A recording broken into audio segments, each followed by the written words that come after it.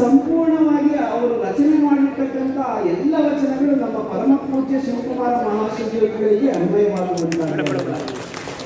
ಅದರಲ್ಲಿ ಒಂದು ವಚನವನ್ನು ನಾನು ನಿಮ್ಮ ಮುಂದೆ ಇಡುವಂತ ಒಂದು ಪ್ರಯತ್ನವನ್ನ ಮಾಡ್ತೀನಿ. ಎಷ್ಟು ಅದ್ಭುತವಾಗಿರುವಂತ ಒಂದು ವಚನವನ್ನ ರಚನೆ ಮಾಡ್ತಾರೆ ನೋಡಿ. ಕಂಡೊಂದ ನುಡಿಯುವುದಿ ಲೋಕ, ಕಾಣದೊಂದ ನುಡಿಯುವುದಿ ಲೋಕ, ಹಿಂದೆ ನಿಂದಿಸಿದರೆಂದು ಕುಂದಲಿಲ್ಲ, ಮಂದಿ ವಂದಿಸಿದರೆಂದು ಹುಬ್ಬಲಿಲ್ಲ, ವಂದನೆ ನಿಂದನೆ ಎಂಬುವುದು ಉಪಜೀವಿಗಳಿಗಲ್ಲದೆ ಉಪಮಾತೀತನಾದ ಪ್ರಾಣಲಿಂಗೈಕ್ಯನಿಗುಂಟೆ ಮಹಾಗುರು ಶಿವಸಿದ್ದೇಶ್ವರ ಪ್ರಭುವೇ ಅಂತಕ್ಕಂಥ ಮಾತನ್ನು ಹೇಳ್ತಾರೆ. ಇದು ಯಾರಿಗೆ ಅನ್ವಯ ಆಗುತ್ತೆ ಅಂದ್ರೆ ನಮ್ಮ ಪರಮ ಪೂಜ್ಯ ಶಿವಕುಮಾರ ಮಹಾಶಿವಯೋಗಿಗಳವರಿಗೆ ಅನ್ವಯ ಆಗ್ತಕ್ಕಂಥದ್ದು.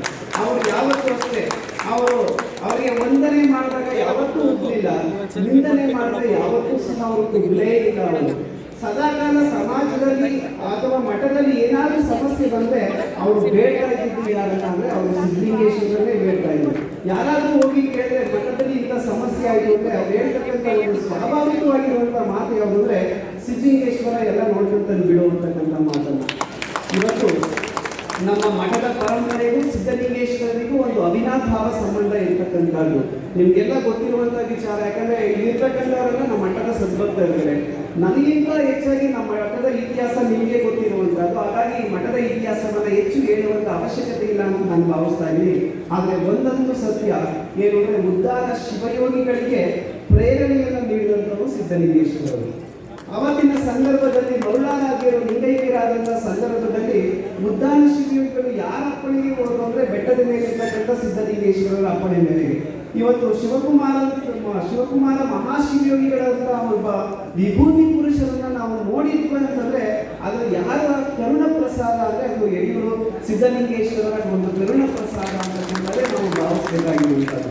ಅದಕ್ಕೆ ಉದ್ಧಾನ ಶಿವಯೋಗಿಗಳಿಗೆ ಒಂದು ಪ್ರೇರಣೆಯನ್ನು ನೀಡಿದಂಥವರು ಸಿದ್ಧಲಿಂಗೇಶ್ವರರು. ನಮ್ಮ ಪರಮ ಪೂಜ್ಯ ಶಿವಕುಮಾರ ಮಹಾಶಿವಯೋಗಿಗಳವರಿಗೆ ಒಂದು ಚೈತನ್ಯ ಶಕ್ತಿಯನ್ನು ನೀಡಿದವರು ಅಂದ್ರೆ ಅದು ಸಿದ್ಧಲಿಂಗೇಶ್ವರರೇ. ಅವರಿಗೆ ಯಾವಾಗಲೂ ಸದಾಕಾಲ ಅವರ ನಾಮಸ್ಮರಣೆಯಲ್ಲೇ ಇರ್ತಕ್ಕಂಥವರು. ಮತ್ತೆ ಅದರ ಜೊತೆಗೆ ಇವತ್ತಿನ ಪ್ರಸ್ತುತ ಸಂದರ್ಭದಲ್ಲಿ ಸಿದ್ಧಗಂಗಾ ಕ್ಷೇತ್ರವನ್ನ ಯಾರು ಮುನ್ನಡೆಸ್ತಾ ಇದ್ದಾರೆ ಅಂದ್ರೆ ಅದು ತೋಟದ ಸಿದ್ಧರ ಯತಿಗಳೇ ನಡೆಸ್ತಾ ಇರ್ತಕ್ಕಂಥವ್ರು. ಅವರ ಒಂದು ಕರುಣೆ, ಅವರ ಒಂದು ಆಶೀರ್ವಾದ ಸದಾಕಾಲ ಶ್ರೀಮಠದ ಮೇಲೆ ಇದ್ದು ಅದು ದಾಸೋಹ ಇಮ್ಮಡಿಗೊಳಿಸುವಂತ ಕೆಲಸವನ್ನ ನಮ್ಮ ಈಗಿನ ಪೂಜ್ಯ ದೇವರಿಗೆ ಒಂದು ಪ್ರೇರಣಾ ಶಕ್ತಿಯಾಗಿ ಅವರು ನೀಡ್ತಾ ಬಂದಿದ್ದಾರೆ.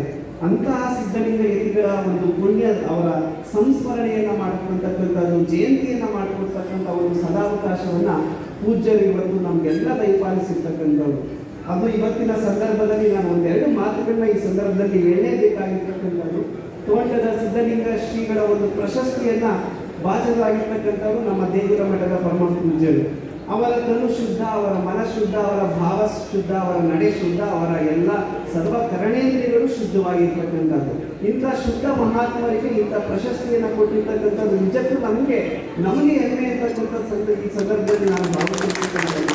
ಅದರ ಜೊತೆಗೆ ನಾನು ಈಗಾಗಲೇ ಒಂದು ಅಂಶವನ್ನು ನಾನು ನಿಮ್ಮ ಗಮನವನ್ನು ಸೆಳೆಯುವಂಥ ಕೆಲಸವನ್ನು ಮಾಡ್ತಾ ಇದ್ದೀವಿ. ಇವತ್ತು DVG ಅವರ ಒಂದು ಮಂಕು ತಿಮ್ಮನ ಕಗ್ಗವನ್ನು ನಾವು ಗಮನಿಸಬೇಕು. ಹಳೆಯ ಭಕ್ತಿ ಶ್ರದ್ಧೆ ಎಣಿಸಿ ಹೋಗಿವೆ ಮಾಸಿ, ಸುಳಿದಿಲ್ಲವಾವ ಹೊಸ ದರ್ಶನದ ಒಳಪಂ, ಪಳಗಿದ್ದ ಮನೆ ಬಿದ್ದ ಕುಂಟ ಕುರುಡನ ತೆರವಿ ತಡಮಣಿಸುತ್ತಿದೆ ಲೋಕ ಮಂಕುತಿಮ್ಮ ಅಂತಕ್ಕಂಥದ್ದು. ಯಾಕೆ ಈ ಮಾತನ್ನು ನಾನು ಇಲ್ಲಿ ಉಲ್ಲೇಖ ಮಾಡ್ತಾ ಇದ್ದೀನಿ ಅಂದ್ರೆ ಇವತ್ತಿದು ಬೃಹತ್ ಬೆಂಗಳೂರು ಅಂತ ಹೆಸರುವಾಸಿಯಾಗಿರುವಂತಹದ್ದು. ಆಧುನಿಕತೆ, ವಿಜ್ಞಾನ, ತಂತ್ರಜ್ಞಾನ ಇವತ್ತು ನಮ್ಮನ್ನೆಲ್ಲ ಮನೆ ಮಾಡಿಕೊಂಡಿರ್ತಕ್ಕಂಥ ಸಂದರ್ಭ ಇದು. ಇಂಥ ಸಂದರ್ಭದಲ್ಲಿ ನಮ್ಮಲ್ಲಿ ಆಗಿರ್ತಕ್ಕಂಥ ಕೊರತೆ ಅಂದರೆ ದೇವರಲ್ಲಿ ಭಕ್ತಿ ಮತ್ತೆ ಸಂಪ್ರದಾಯಗಳಲ್ಲಿ ಇದ್ದಂಥ ಶ್ರದ್ಧೆಯ ಕೊರತೆಯನ್ನು ನಾವು ಇವತ್ತು ಕಾಣ್ತಾ ಇದ್ದೀವಿ. ಅದು ವಿಶೇಷವಾಗಿ ನಿಮ್ಗೆ ಹೇಳುವಂತ ಅವಶ್ಯಕತೆ ಇಲ್ಲ. ಯಾಕಂದ್ರೆ ಪರಮ ಪೂಜ್ಯ ಶಿವಕುಮಾರ ಮಹಾಶಿವಯೋಗಿಗಳವರ ಕಾಲಘಟ್ಟದಲ್ಲಿ ನೀವಿದ್ದಂಥವ್ರು. ಆದ್ರೆ ಮುಂದಿನ ಪೀಳಿಗೆಯಿಂದ ಗಮನಿಸಿದಾಗ ನಮಗೆ ಈ ಕಗ್ಗ ನೆನಪು ಬರ್ತಾ ಇದೆ. ಇವತ್ತು ಬೇಕಾಗಿರ್ತಕ್ಕಂಥದ್ದು ಶ್ರದ್ಧೆ ಮತ್ತೆ ಭಕ್ತಿ. ಅದು ನಮ್ಮ ಯುವಕರಿಗೆ ಬೇಕಾಗಿರುವಂತಹದ್ದು, ಅವಶ್ಯಕವಾಗಿ ಬೇಕಾಗಿರುವಂತಹದ್ದು. ಯಾಕಂದ್ರೆ ಸಂಸ್ಕಾರ ಅಂತಕ್ಕಂಥದ್ದು ಇದೆಯಲ್ಲ, ಆ ಸಂಸ್ಕಾರ ಇವತ್ತು ನಮ್ಮನ್ನ ಎತ್ತರದ ಸ್ಥಾನಕ್ಕೆ ಕೊಂಡೊಯ್ಯುವಂತ ಕೆಲಸವನ್ನ ಮಾಡುತ್ತೆ. ಅಂತ ಸಂಸ್ಕಾರ ನಮ್ಮದಾಗಬೇಕು ಅಂತಕ್ಕಂಥದ್ದು. ಅದಕ್ಕೆ ವೇದಿಕೆ ಮೇಲಿರ್ತಕ್ಕಂಥ ಎಲ್ಲ ಪೂಜ್ಯರು ನಿರಂತರವಾಗಿರ್ತಕ್ಕಂಥ ಶ್ರಮವನ್ನು ವಹಿಸ್ತಾ ಬಂದಿದ್ದಾರೆ. ದೊಡ್ಡ ಮಠ ಆಗಿರ್ಬೋದು, ಸಣ್ಣ ಮಠ ಆಗಿರ್ಬೋದು. ದೊಡ್ಡ ಮಠದವರು ದೊಡ್ಡ ಮಟ್ಟದಲ್ಲಿ ಮಾಡ್ತಾರೆ. ಸಣ್ಣ ಮಟ್ಟದವರು ಅವರ ಸಾಮರ್ಥ್ಯಕ್ಕೆ ಅನುಗುಣವಾಗಿ ಸಣ್ಣ ಮಟ್ಟದಲ್ಲಿ ಇಂತಹ ಕಾಯಕವನ್ನ ಮಾಡ್ಕೊಂಡು ಬರ್ತಾ ಇದ್ದಾರೆ.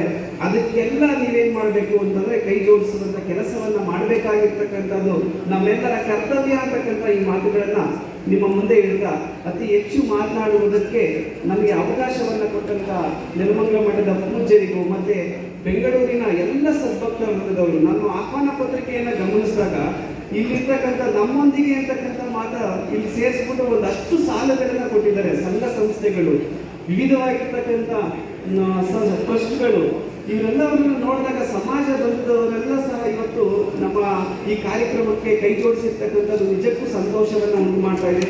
ಇಂತಹ ಬೃಹತ್ ಬೆಂಗಳೂರಿನಲ್ಲಿ ಇಷ್ಟು ಪ್ರಮಾಣದ ಸಮಾಜದ ಸೇವೆಯನ್ನ ನಿರತರವಾಗಿರ್ತಕ್ಕಂಥ ಸಂಸ್ಥೆಗಳಿದ್ದಾವೆಲ್ಲ, ನಿಜಕ್ಕೂ ಅದಕ್ಕೆ ಇನ್ನು ಸಂಸ್ಕಾರ ಇನ್ನೂ ಉಳ್ಕೊಂಡಿರ್ತಕ್ಕಂಥದ್ದು.